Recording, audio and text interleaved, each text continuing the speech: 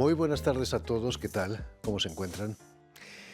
Todos los medios de comunicación nos hacíamos eco ayer de la firma de un acuerdo de alto el fuego para Gaza que debe normalmente aplicarse a mediodía del próximo domingo. No es por casualidad que la Ópera de París estrene este viernes Castor y Pollux, ópera de Rameau, que se abre por un coro en el que las artes encadenadas en una ciudad en ruinas invocan a Venus suplicando que pare la guerra. Ópera en la que nuestro invitado de hoy, Antonio Cuenca, firma la dramaturgia y Peter Sellars la puesta en escena.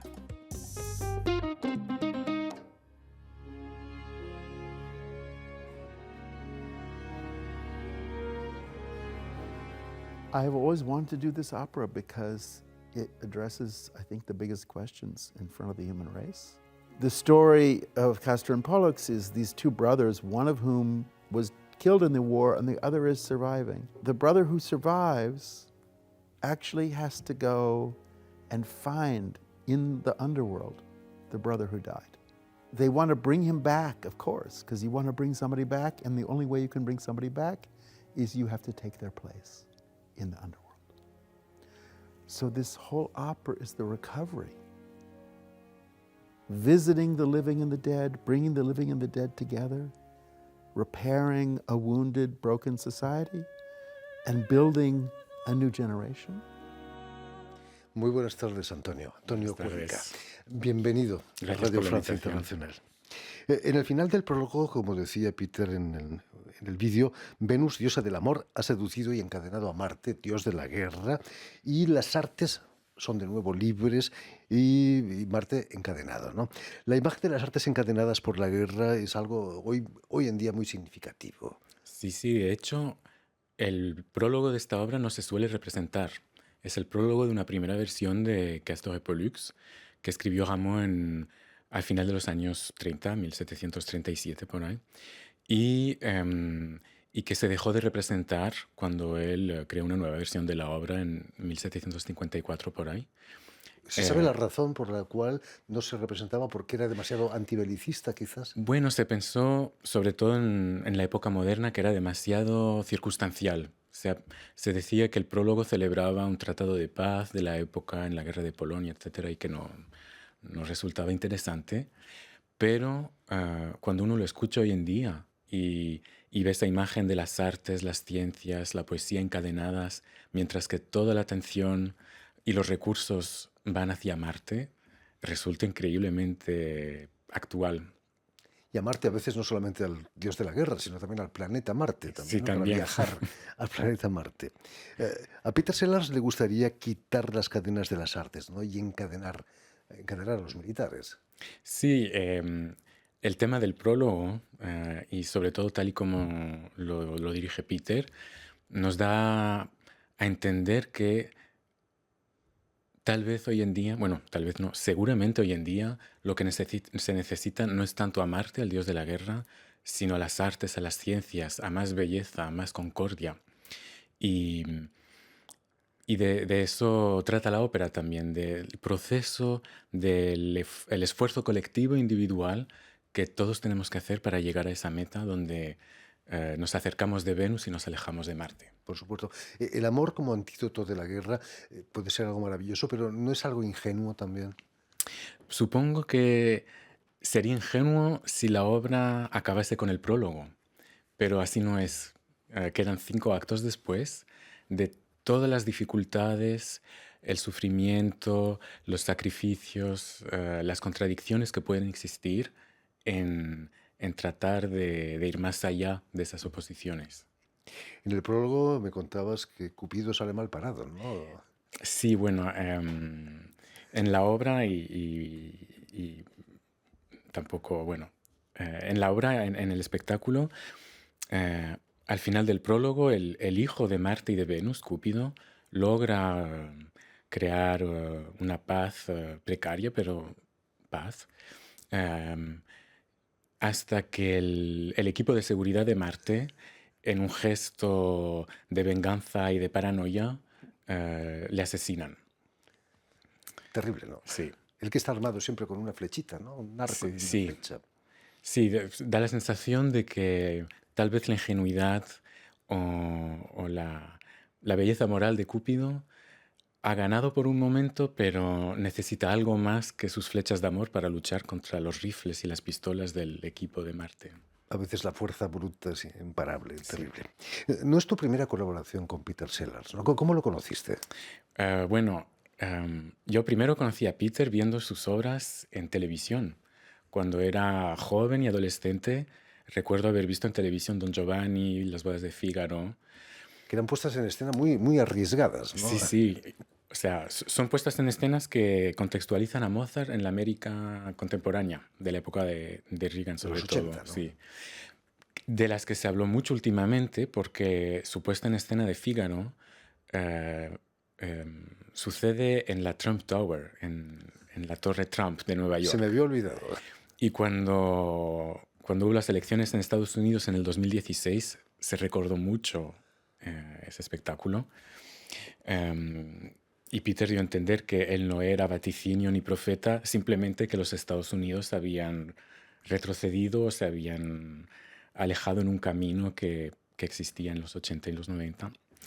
Pero bueno, luego nos conocimos por casualidad, por amigos y colegas que teníamos en común, y en el 2017 me propuso trabajar juntos en su puesta en escena de La Clemencia de Tito en Salzburgo. Y fue la primera de numerosas e increíbles colaboraciones que hemos tenido desde entonces. ¿Cómo fue recibido en Salzburgo un hombre como Peter Sellers y un chico como Antonio? Yo sé que la primera vez que él trabajó allí fue difícil porque la gente lo asociaba con esas puestas en escenas muy atrevidas, muy modernas, y él en esa época hacía Saint François d'Assise de Messiaen. Y se le miró o sea, de reojo, no se esperaba nada increíble, y finalmente el espectáculo fue increíble, fue un hito histórico que trajo esa obra Saint François en el repertorio y fue monumental. Para mí es algo que me encantaría poder haber visto y que nunca lograré ver. Y luego en el 2017 con Tito, el público en Salzburgo lo acogió con muchísimo éxito. Fue como darle la bienvenida a alguien que formaba parte del festival, de la historia del festival. Además que la obra y el giro que le dio Peter y Theodor Currensis, que es también el director de Castor y Pollux, fue muy innovador, pero muy fiel al espíritu de la obra, porque cortaron mucho los recitativos y le añadieron partes de la misa en do menor de Mozart. Entonces, llevó La Clemencia de Tito a algo espiritual, cósmico y más allá de la relación anecdótica entre personajes, digamos. Fantástico. Y todo eso en la ciudad de Mozart, ¿no? Sí. Salzburgo. Sí, sí, sí. Me imagino que el público estaría encantado. En la ciudad de Mozart y en la Felsenreitschule, que es ese teatro excavado en la montaña. Entonces también hay una energía telúrica que viene de... Una montaña del de teatro. sal, ¿no? Además. Sí. Sellers compara a Rameau, el compositor de Castor y Pollux, a Beyoncé, porque se pasa del baile frenético a lo más sentimental, lo más íntimo, en 30 segundos, ¿no? Sí. No es fácil poner en escena eso, ¿no? Sí, además que cuando Rameau escribía para un público y una sociedad que tenía el baile metido en la sangre. El público aristocrático francés de su época conocía todos los bailes que él escribía, las gavottes, chaconne, etc. Entonces, cuando lo veían representado, se involucraban. No bailaban necesariamente, pero es como ver un baile que uno conoce en la tele y sentirlo en su cuerpo. Y eso es algo que no tenemos nosotros, con el cual nos vinculamos. Entonces, los bailes pueden parecer largos, pero... sí, hay ese ritmo. Y lo que ha hecho Peter aquí es invitar a un coreógrafo, Cal Hunt, con el cual colaboró hace muchos años, creo que en el 2017, un bailarín de Nueva York, de Brooklyn, que hace flex dance, que es una mezcla entre hip hop, baile de Jamaica, y que trabaja mucho con los ritmos de Rameau, con los colores, las emociones de la música, y que encarna de una manera increíble y muy física y a la vez muy emocional esa música. Curioso que el hip hop se adapte tan bien a la música barroca. Sí, Hicieron una puesta en escena de las Indias Galantes, también de Rameau, y funcionaba sí. maravillosamente, ¿no? De hecho, Karl Heinz, el coreógrafo de Castor y Pollux, bailó en esa producción y todo el mundo lo recuerda por esa escena que tenía con Sabine de Viel que cantaba el aria Viens y Men, donde él tenía un solo que no me atrevo a reproducir, Increíble, ¿no? pero era increíble. Recordemos. Además, estaba en la fosa Alarcón, Sí. el gran director argentino, por cierto. Además, esta puesta en escena tiene algo muy especial porque la Ópera de París, el Palacio Garnier, cumple nada más y nada menos que 150 años.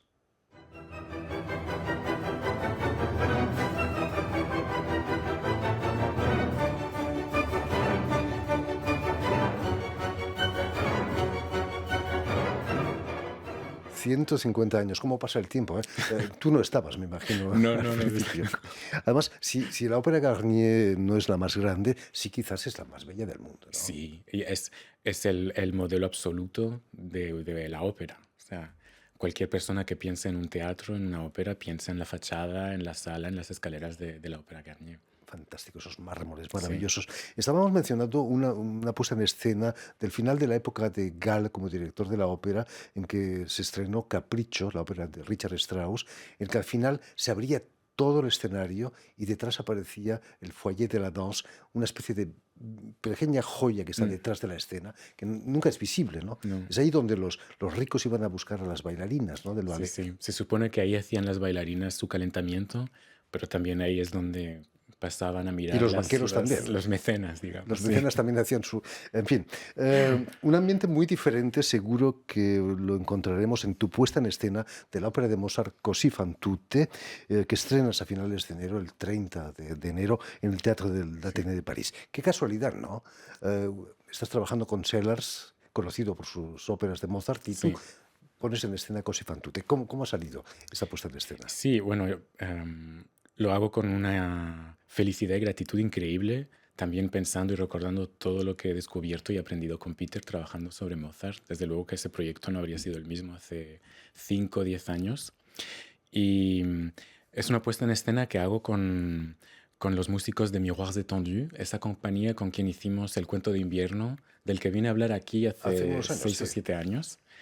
Y, y hemos querido condensar la ópera de Mozart, darle velocidad, ritmo, como si le hubiéramos dado muchísima cafeína y reducir Così fan tutte, que normalmente dura un poco más de 3 horas, a 2 horas. Entonces nos saltamos episodios, es como un drama dentro de un apartamento, del comedor de una pareja.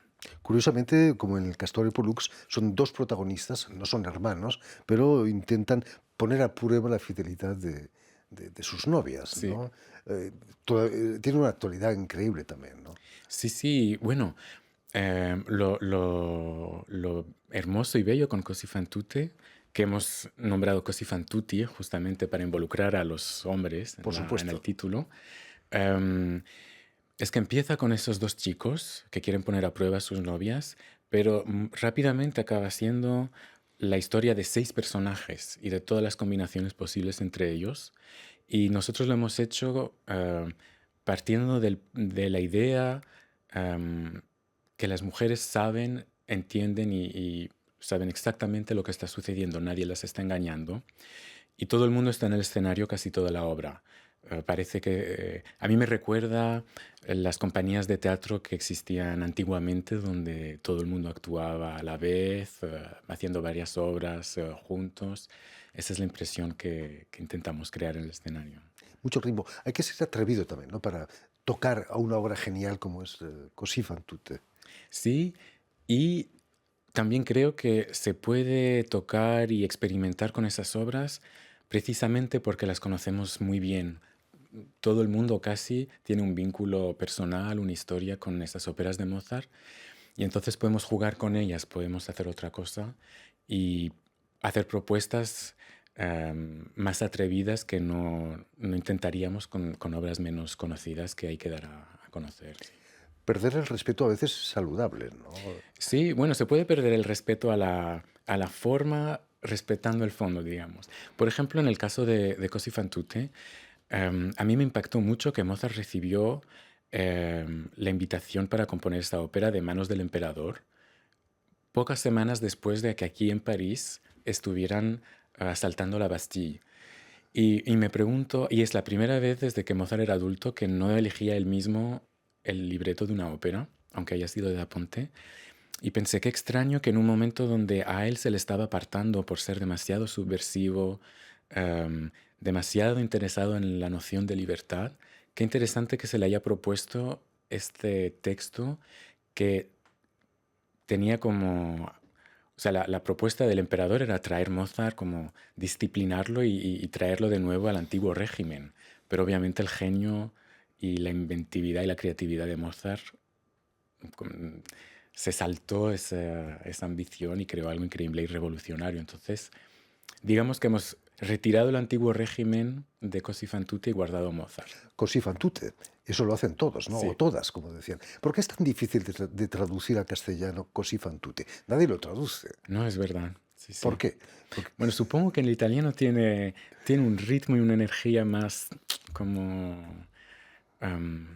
traduciendo subtítulos ahora al francés para la obra intentaba guardar el ritmo porque la música dice così fan tutte y entonces es difícil tener el mismo número de sílabas y el mismo ritmo. Hay algo muy musical en el italiano, supongo. he oído alguna traducción en español, en España, que dice que es todas zorras. El ritmo es diferente, ¿no? Sí. El año pasado se cumplían 10 años de la muerte de Gérard Mortier, quien fuera director de la Monnaie en Bruselas, del Teatro de la Monnaie, la Ópera de París y del Festival de Salzburgo. La ópera contemporánea se ha quedado huérfana desde hace 10 años. Sí, y vemos todavía hoy en día toda esta generación de artistas increíbles y creativos que Gérard Mortier ha apoyado y ha traído al mundo de la ópera. Y uno de ellos es Peter. Gérard Mortier fue el primero en invitarlo en Europa con puestas en escenas de Händel en Bruselas. Y siento también que lo conocí un par de veces y sobre todo pude ver y sentir cuál era su legado en Bruselas. Siento que también tenía una manera de gestionar los teatros, apoyar a los artistas, defender proyectos, que es muy importante recordar en tiempos donde se piensa que la cultura, la creación, el teatro y la ópera pueden ser decorativos y no necesitan tanto apoyo. Tomaba la ópera como un acto intelectual. Sí. Hay que pensar en la ópera, Sí, sí. no solo es diversión, ¿no? Intelectual, político y también esencial para construir una sociedad colectivamente. Yo sé que recuerdo un texto de Mortier en el cual defendía que la construcción europea dependía también de la cultura musical de la época de Mozart, justamente. Qué lástima que nos dejó tan pronto, ¿no? Podría Sí. haber hecho todavía muchas cosas. En fin, pues ya lo saben. Tienen una cita en la Ópera de París, en el Palacio Garnier, para el estreno este viernes de Castor y Pollux y el 30 de enero en el Teatro del Athénée, que no tiene 150 años, pero no debe estar muy lejos, para el Così fan tutte, puesto en escena por Antonio Cuenca. Muchísimas gracias, Antonio. Muchas gracias, Mucho Jordi. éxito en todo París. Permíteme también que dé las gracias a Vanessa Loiseau y a Stephen Hersley, quien se ha ocupado de la realización del programa, y también saludar a nuestros telespectadores, porque también los tenemos que nos siguen en todo el continente americano, desde Chicago hasta la Patagonia, gracias a la cadena Unión Continental Latinoamérica y a una red que se llama TAL, T-A-L, que reúne televisoras públicas y universitarias de todo el continente. Y a ustedes, muchísimas gracias por su atención y les damos cita para una nueva edición de El Invitado de Radio Francia Internacional.